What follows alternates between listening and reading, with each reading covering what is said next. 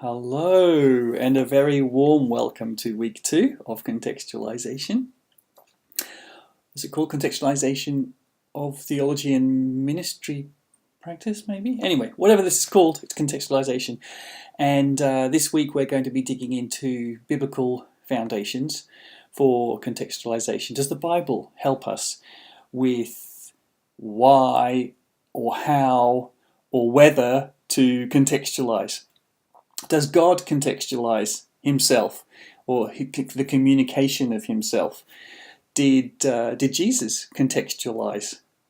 Did the apostles contextualize? Did the apostle Paul engage in contextualization?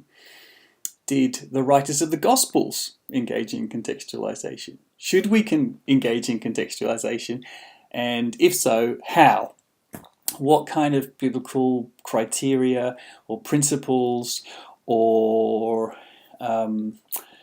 danger flags, warning flags might there be in the scriptures to help us, to help guide us? We'll start with a video from Darrell Whiteman, who I introduced last week, a missionary anthropologist, and you'll see him in the flesh in a video, and he'll be focusing in on one Bible passage. I wonder if you can guess what that passage will be. A clue, it is in one of the Pauline letters. And then we're going to look at two or three readings. Bryan Peterson talking about Old Testament precursors for contextualization, examples of contextualization.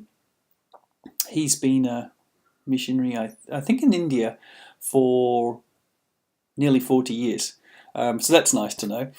And then looking at the New Testament, Dean Fleming, one of my favourite authors, I have to say. Really like the way he writes. He's written a book called Contextualization in the New Testament, and we'll just be reading the introduction of that great book that we have available as an ebook, and we'll be looking at I think you'll be looking at least another chapter of it later on. So he's looking at how contextualization happens in the New Testament itself.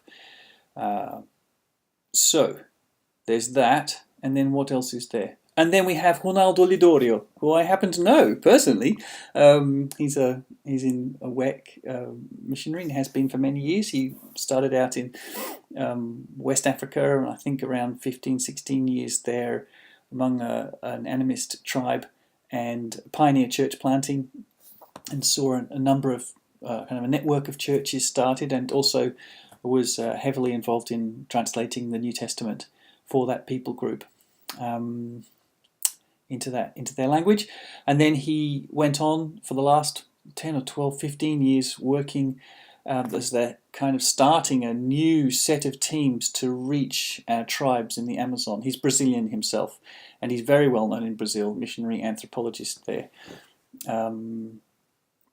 Missiologist. So what am I trying to say? Yes, you'll be reading some things, and we'll be putting together a wiki of kind of key Bible passages that inform or should inform our practice and thinking about contextualization. So I hope you have a great week. Bye for now.